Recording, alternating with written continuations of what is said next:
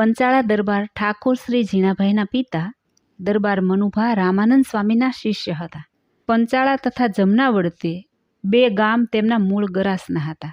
વિક્રમ સંવત 1856ના શ્રાવણ માસમાં શ્રીજી મહારાજ રામાનંદ સ્વામીની સાથે પ્રથમ પંચાળા પધારેલા. ત્યારે ગામથી પૂર્વ તરફ વાવ છે, ત્યાં થોડી વાર બેઠા. ત્યાં ખબર મળી એટલે દરબાર મનુભા કુમાર ઝીણાભાઈ તથા ગગાભાઈને સાથે લઈને દર્શને આવ્યા અને સ્વામીને ગામમાં તેડી લાવી 2 દિવસ રોક્યા. રામાનંદ સ્વામીના અક્ષરવાસ પછી શ્રી સહજાનંદ સ્વામીના અદ્ભુત ઐશ્વર્યો જોઈને ઝીણાભાઈ તથા એમના માતુશ્રી ગંગાબા ને બહેન અદીબા એ ત્રણેય તો અત્યંત દ્રઢ નિષ્ઠાવાળા તથા જપ તપમાં પ્રીતિવાળા એકાંતિક ભક્ત બન્યા હતા. ઝીણાભાઈના નાના ભાઈ જે ગગાભાઈ, તેમના પુત્ર દાદાભાઈ પણ સારા સત્સંગી હતા. આ બધાના ભક્તિભાવથી શ્રીહરિ હર વખત પંચાળા પધારતા. ઝીણાભાઈની પ્રકૃતિ સ્વાભાવિક રીતે બહુ જ ઉદાર હતી. એથી શ્રીજી અને સંતોની સેવા તન મન અને ધનથી ઉત્સાહપૂર્વક કરતા. એ જ રીતે ગરીબ સત્સંગીઓનો દરેક રીતે પક્ષ રાખી તેમને હર વખત આર્થિક સહાય પણ આપતા.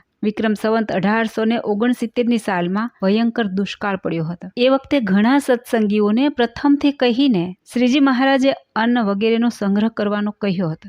એ દુષ્કાળની આગલી સાલમાં શ્રીજી મહારાજ પંચાળા પધારેલા. ત્યારે દરબાર ઝીણાભાઈને કહ્યું કે આ સાલ ઘેડમાં જુવાર ઘણી સારી પાકી છે, તે ખાણમાં નાખજો પણ વેચશો નહીં, કારણ કે આવતું વર્ષ બહુ નબળું છે. માટે તમે આ બધા ઢોર અને ઘોડા વેચીને પણ અન્નનો સંગ્રહ કરજો, કારણ કે એકલો માણસ ઝાઝા ઢોરને દુષ્કાળમાં પૂળા વગેરેથી સાચવી ન શકે. ઝીણાભાઈએ આ વાત ઘરમાં પોતાના માતુશ્રી ગંગાબાને કહી. ત્યારે તેઓએ કહ્યું કે જો મહારાજ કહેતા હોય તો તત્કાળ વેચી નાખો. પછી ઝીણાભાઈએ એક ભેંસ ને એક સારી ઘોડી રાખી બાકીના બધા ઢોર જુદે જુદે ગામ સુખી થાય એવે ઠેકાણે ગોવાળને કહીને વેચાવી નાખ્યા. પછી શ્રીહરિના વચનમાં વિશ્વાસ રાખી જુવારનો પ્રથમ સંગ્રહ કર્યો. એ જુવાર 69ના દુષ્કાળમાં અને 70ની સાલનો પાક આવ્યો ત્યાં સુધી સસ્તે ભાવે વેચી તથા ગરીબ લોકોને મફત આપીને ઘણો પરોપકાર કર્યો.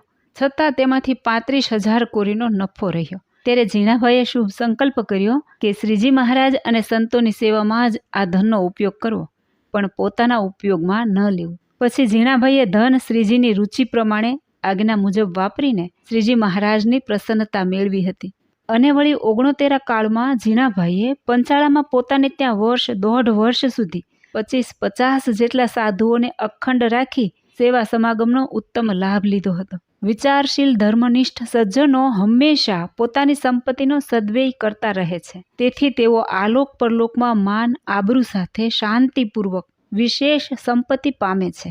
ત્યારે અધ્યાત્મ તત્વનું રહસ્ય નહીં જાણનારા લોકો સંપત્તિ પામીને ભૌતિક વિષયોમાં વિશેષ આસક્ત બને છે. આથી તેઓ શારીરિક ને માનસિક કષ્ટોમાં સપડાઈ જઈને અંતે દરેક પ્રકારે દુઃખી થાય છે. સાદું જીવન, ઉચ્ચ વિચારો, સંપ, ધર્મ ને પરોપકાર. સાદું જીવન, ઉચ્ચ વિચારો, સંપ, ધર્મ ને પરોપકાર, વિવેક, વિનય ને સહિષ્ણુતા એ છે શાંતિ સુખના દેનાર.